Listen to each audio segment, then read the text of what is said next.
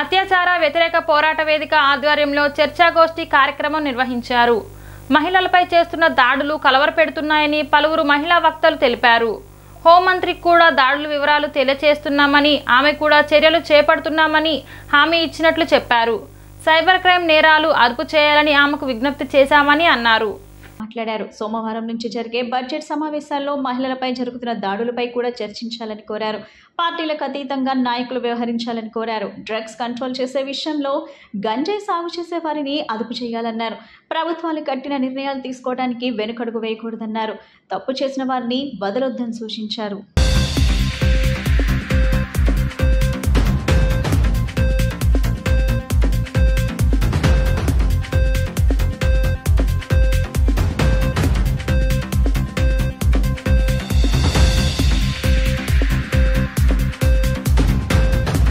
అత్యాచార వ్యతిరేక పోరాట వేదిక ఆధ్వర్యంలో ఈరోజు ఇక్కడ చర్చాగోష్ఠి నిర్వహిస్తూ ఉన్నాం. ఇక్కడ ఇంతమంది రావడానికి కూడా ప్రధాన కారణం ఏమిటి అంటే చాలా ఆందోళన పడుతున్నాం. ఎందుకు ఇలా జరుగుతూ ఉంది? రోజు ఒక వార్త మనం వింటూ ఉన్నాం, రానటువంటివన్నీ అనేటటువంటిది. ఈ నేపథ్యంలోనే రేపు సోమవారం నుంచి ఇక్కడ బడ్జెట్ సమావేశాలు ప్రారంభమవుతూ ఉన్నాయి.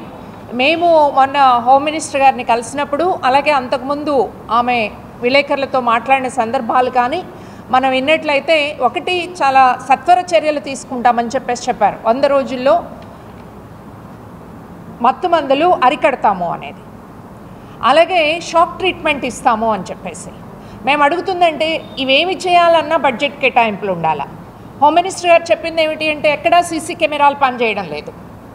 ఏ సీసీ కెమెరాలు పెట్టాలి?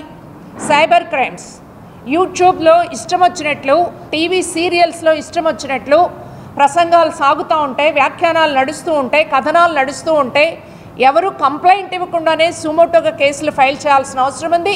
ఈ కేసులు ఫైల్ చేయాలి అని చెప్పేసి అంటే సైబర్ క్రైమ్ విభాగాన్ని పటిష్టం చేయాలి.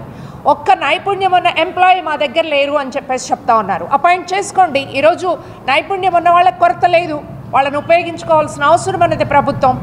అందువల్ల మహిళల మీద అత్యాచారాలు నిరోధించడానికి ఒక్కో కేసులో 10 లక్షలు 5 లక్షల కంటే ముందు వీటిని అరికట్టడం మీద శ్రద్ధ పెట్టాలి అనేది మేము ప్రధానంగా డిమాండ్ చేస్తున్నాం. దళిత సంఘాలు, విద్యార్థి సంఘాలు, సాంస్కృతిక సంఘాలు కలిపి ఫామ్ చేశాము. అప్పటి నుంచి పనిచేస్తూ ఉన్నాం ఐక్యంగా.